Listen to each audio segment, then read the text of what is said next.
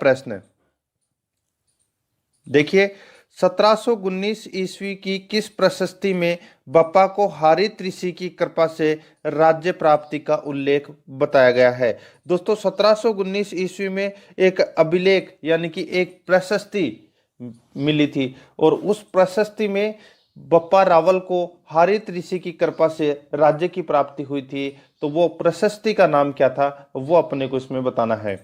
तो इसका right answer हो जाएगा वो है दोस्तों वेदनाथ मंदिर की प्रशस्ति। बी नंबर का जो ऑप्शन है वो इसका सही उत्तर हो जाएगा। नेक्स्ट है सेकंड नंबर प्रश्न है, अजमेर के दरगाह बाजार की मस्जिद के लेख में वर्णन है कि इस मस्जिद का निर्माण संगीतज्ञ तानसेन की पुत्री बाई तिलोकदी ने किस सन में करवाया था। दोस्तों अजमेर की दरगाह बाजार में एक मस्जिद के लेख में वर्णन मिलता है कि मस्जिद का निर्माण जो तानसेन था, तानसेन की पुत्री थी जिसका नाम था बाली तिलोकदी, उसने करवाया था। तो ये कौन सी सन में करवाया था? तो इसका राइट आंसर हो जाएगा वो है 1652 ईस्वी में करवाया था। ठीक है, तो इसमें सी नंबर का ऑप्शन सही उत्तर। नेक्स्ट, कोटा के निकट कणसवा के शिवालय से प्राप्त 738 ईस्वी के शिलालेख में किस मौर्य वंशी राजा का नाम मिलता है। दोस्तों आपने सुना होगा कणसवा का शिलालेख, ठीक है, और ये कणसवा का जो शिलालेख है ये 738 ईस्वी में मिला था और इसमें दोस्तों मौर्य वंशी राजा का नाम मिलता है। तो उस राजा का नाम क्या है वो अपने को इसमें बताना है। तो इसका राइट आंसर हो जाएगा वो है दोस्तों धवल। ठीक है, धवल का नाम इसमें मिलता है। बी नंबर का ऑप्शन इसका सही उत्तर हो जाएगा। नेक्स्ट, चित्तौड़ के समीप मानसरोवर से कर्नल टोड ने कौन सी ईस्वी का मानमोरी शिलालेख प्राप्त किया था। दोस्तों चित्तौड़ के समीप मानसरोवर से कर्नल जेम्स टोड ने दोस्तों एक शिलालेख प्राप्त किया था जिसका नाम था मानमोरी शिलालेख। ठीक है दोस्तों, ये मानमोरी शिलालेख है उसने कब खोजा था या प्राप्त किया था। तो इसका राइट आंसर हो जाएगा दोस्तों वो है इसमें कब 713 ईस्वी में। ठीक है, ये शिलालेख है ये कब का था 713 ईस्वी का शिलालेख था दोस्तों, जिसको कर्नल जेम्स टोड है वो इंग्लैंड ले जा रहा था, लेकिन जहाज में वजन ज्यादा होने के कारण इसको दोस्तों समुद्र में फेंक गया था। ठीक है, ये आपको इसमें याद रखना है। आगे देखिए, निम्न में से कौन सा कथन सही नहीं है। तो दोस्तों निम्न में से कौन सा कथन सही नहीं है ये अपने को इसमें बताना है। देखिए, कुंभलगढ़ प्रशस्ति 1460 ईस्वी में महाराणा कुंभा की उपलब्धियों की जानकारी मिलती है। बिल्कुल सही है दोस्तों, कुंभलगढ़ प्रशस्ति के अंदर महाराणा कुंभा की उपलब्धि की जानकारी मिलती है जो 1460 ईस्वी में ये कुंभलगढ़ प्रशस्ति का मिली थी। ठीक है, आगे देखिए, पुष्कर के जहांगीर महल से 1615 ईस्वी का एक अभिलेख प्राप्त हुआ है जिसमें राणा अमर सिंह पर जहांगीर के विजय का वर्णन मिलता है। यह भी इसमें बिल्कुल सही है।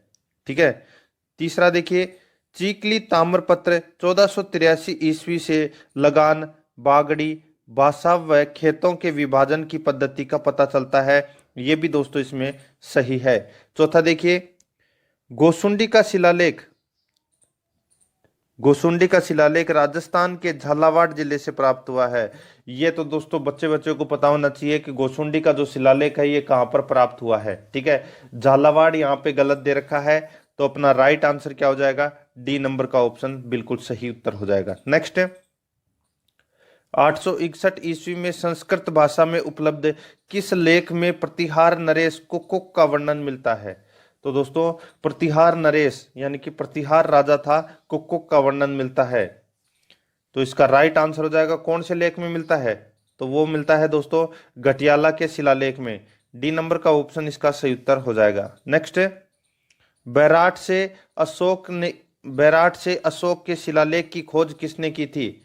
बैराट से अशोक के शिलालेख की खोज है वो किसने की थी। तो दोस्तों 1837 में, दोस्तों आप सभी को पता है कि बैराट से अशोक के शिलालेख की खोज है वो दोस्तों 1837 में की गई थी।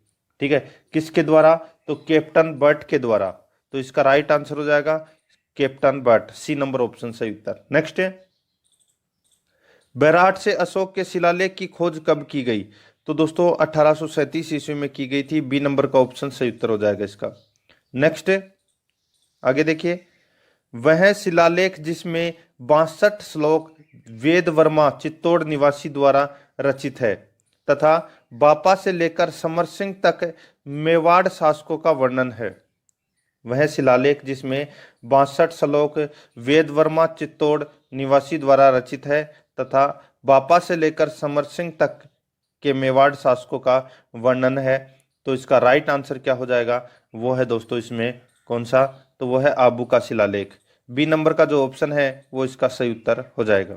नेक्स्ट, वह प्रशस्ति जो संसार में प्राप्त शिलालेखों में सबसे बड़ी है तथा 17वीं सदी की सामाजिक धार्मिक व्यवस्था जानने हेतु अत्यंत उपयोगी है, उस प्रशस्ति का नाम क्या है? तो उस प्रशस्ति का नाम है राज प्रशस्ति, जिसका निर्माण 1676 ईस्वी में किया गया था। ठीक है, तो इसमें बी नंबर का ऑप्शन सही उत्तर हो जाएगा। नेक्स्ट है, गौर वंश तथा ओलिकार वंश के शासकों का वर्णन कौन से लेख में मिलता है? गौर वंश तथा ओलिकार वंश के शासकों का जो वर्णन है वो कौन से लेख में मिलता है? तो वो है दोस्तों भ्रमर माता के लेख में इन दोनों वंशों का दोस्तों लेख मिलता है, सी नंबर ऑप्शन सही उत्तर। नेक्स्ट है, किस स्तंभ पर राणा हम्मीर को विषम घाटी पंचानन की संज्ञा दी गई है? किस स्तंभ पर राणा हम्मीर को विषम घाटी पंचानन की संज्ञा दी गई है? तो इसका राइट आंसर हो जाएगा वो है दोस्तों कीर्ति स्तंभ लेख में। ठीक है, तो इसमें डी नंबर का ऑप्शन सही उत्तर। नेक्स्ट है, राव लूणकरण को कलयुग का कर्ण किस शिलालेख में वर्णित किया गया है? देखो, एक तो है कलयुग का कर्ण, कलयुग का कर्ण कौन है? राव लूणकरण। और एक है राजपुतानी का कर्ण, जिसको वो है दोस्तों कौन? राय सिंह, बीकानेर का शासक है राय सिंह। तो देखिए, राव लूणकरण को कलयुग का कर्ण किस शिलालेख में वर्णित किया गया है या कहा गया है? तो इसका बिल्कुल सही उत्तर हो जाएगा वो है दोस्तों राय सिंह जूनागढ़ शिलालेख में। ठीक है, तो इसमें जूनागढ़ शिलालेख इसका राइट आंसर हो जाएगा, सी नंबर ऑप्शन। नेक्स्ट है, कीर्ति स्तंभ प्रशस्ति मेवाड़ के कौन से शासक के समय रची गई थी? तो कीर्ति स्तंभ प्रशस्ति मेवाड़ के कौन से शासक के समय रची गई थी? तो इसका राइट आंसर हो जाएगा वो है दोस्तों महाराणा कुंभा के समय, बी नंबर का जो ऑप्शन है वो इसका सही उत्तर हो जाएगा। नेक्स्ट है, बड़वा स्तंभ लेख के संपादकों में शामिल नहीं है। बड़वा स्तंभ लेख के संपादकों में शामिल नहीं है, तो इसका राइट आंसर हो जाएगा वो है दोस्तों नागवर्धन। तो इसमें बी नंबर का ऑप्शन सही उत्तर। नेक्स्ट है, शासकों की योग यशोगाथा के साक्ष्य कहलाते हैं। शासकों की यशोगाथा के साक्ष्य कहलाते हैं, तो इसका राइट आंसर हो जाएगा वो है दोस्तों प्रशस्ति पत्र, बी नंबर का जो ऑप्शन है वो इसका सही उत्तर हो जाएगा। नेक्स्ट है, राज प्रशस्ति शिलालेख कब एवं किसके द्वारा स्थापित किया गया है? राज प्रशस्ति शिलालेख कब एवं किसके द्वारा स्थापित किया गया है? तो ये किया गया है दोस्तों राज सिंह के समय की गई थी, कब? 1676 में। ठीक है, तो इसमें बी नंबर का ऑप्शन सही उत्तर। नेक्स्ट है, नांदसा युप स्तंभ भीलवाड़ा का समय कितना है? नांदसा युप स्तंभ भीलवाड़ा का समय कितना है? तो इसका राइट आंसर हो जाएगा वो है दोस्तों 168 ईस्वी में।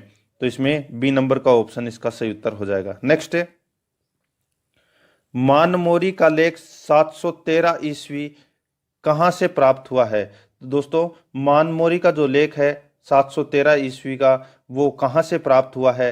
तो इसका राइट आंसर हो जाएगा वो है दोस्तों चित्तौड़ से। ठीक है, तो इसमें बी नंबर का ऑप्शन इसका राइट आंसर हो जाएगा।